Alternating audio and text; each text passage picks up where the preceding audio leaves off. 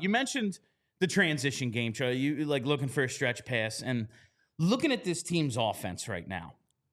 Obviously, the loss of Sean Walker has been huge. He was, a major part of that, 5-on-5 and shorthanded. Jamie Drysdale, not like he played great for most of the season, but he's a guy who can move the puck, both with his legs and passing.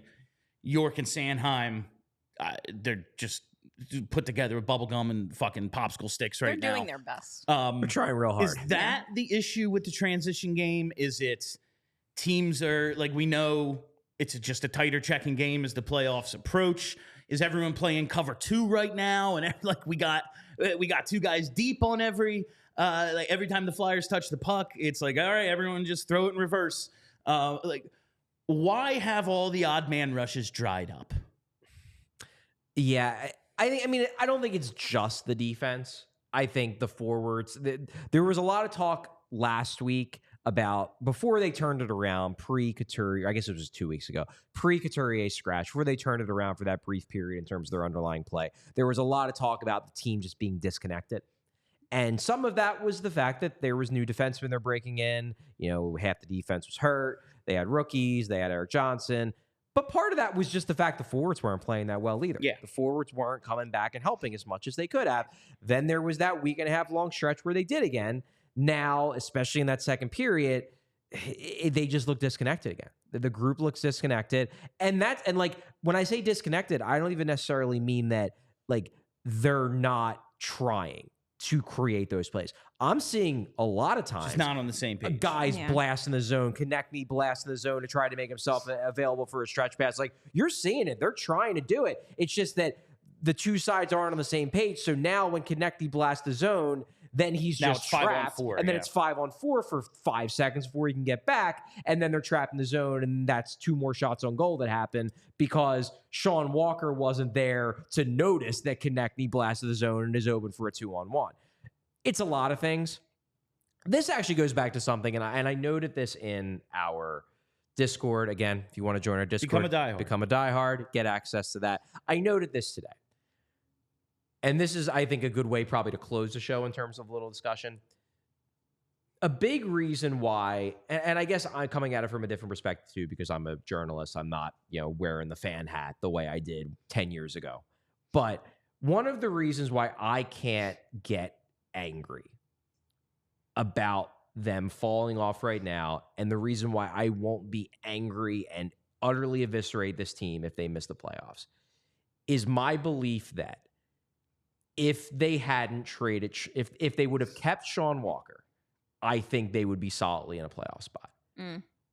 They traded Sean Walker, and I think that was the right move. Yes. That trading Sean Walker was the right move because this is a rebuilding team. If you can get a first-round pick for a guy who probably shouldn't be part of the future, or even if you should get a first-round pick for this guy, period, who isn't an impact player, he's a good player, but he's a middle-of-the-lineup guy. If you can do that, if you say you're rebuilding, you got to do it because compiling future assets and furthering the rebuild is more important than making the playoffs. Yes. I then can't a month later turn around and say it's a disgrace the Flyers didn't make the playoffs because they made a conscious decision to prioritize the rebuild over making the playoffs.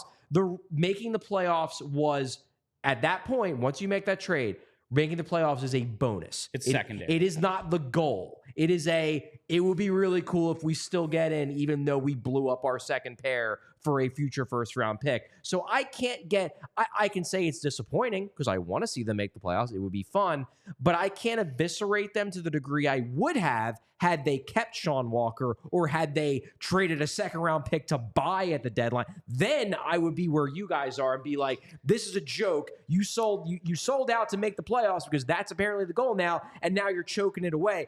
They purposely made their roster weaker to further the rebuild, and now at the worst possible time, you're seeing the negative consequences of that. It sucks. It's frustrating. It's even infuriating, but it's all the result of the fact that making the playoffs, once they made that trade, they made it clear it was a bonus, not the goal. And they told us that all year long. Anger's not the word. Like, that's not where I am. I'm not angry. It's more like there's nothing worse than just missing. Yeah. Like, I would rather they finish at the bottom. It's exactly what every person who didn't like this plan it said was going to happen, and it's the Oh, worst. great, you're going to draft 14th. Yeah. We get another And- Travis and- Sanheim. And that's why I'm not shitting on people who are angry. If you're angry about this, like, that's being a fan. Like, Oh, sure. they were in a really good Feel your playoff spot, feelings. and they choked away games against Montreal and Chicago, Yes. and now they're not in a good spot. And fans should be pissed off about that because it just shows you still love the team. Yeah. I'm just saying, from my personal perspective, as someone covering the team, Sure. I can't match that anger because I now view the playoffs as a bonus. But don't take this as me shitting on fans for being pissed off. You have every right to be pissed off that they are pissing away a potential playoff spot. Well, that's the thing. Like, if they miss, I'm not going to be like, I can't believe they traded Sean Walker. Like, they Yeah. should have done that. No, they did the right thing. But it's just that they were in the playoff spot for so long Yeah. that you got to be like, oh shit, they're going to do it. Oh my God, they're going to do it. This is awesome. They're going to make the playoffs. Yeah. It's been so long. And then you get here at the part where it was supposed to get easier. And this is where they blow it. And That's- it's like, God, Yeah. come That's- on, guys. That's what's disappointing to me is Yes. if you're going to be the team that leads the league in balls per 60, that when it's nut cutting time, Yeah, show me the balls, boys. like this is it, man. This Yeah. is where you show your Yeah. fucking toughness. Yeah. When everyone's hurt and the season comes down to a few games against inferior opponents. Yeah. Yes. Like if they had gone 0-7 in that last stretch and that's why they lose out, like, all right, yeah, all those teams were better in the Flyers Right. by a considerable margin.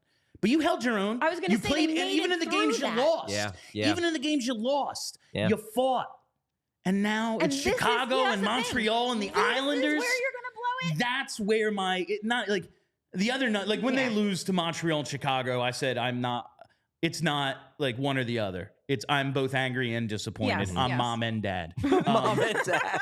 But like now it's just like, boys, I know. Come on, guys. let's get there. Yes. I don't care if you get swept in the first round. No, I don't just get care. there. I Let's don't play care. 86 Yes. games instead of 82. Just Yeah. get there. You know, there's no. It's just all right. We'll get Yeah. to the rest of this stuff later in the week. I just want to know who you picked for the Ashby and the Lindbergh, but we'll get Your there. mom. We got time. We all silly like the mayor.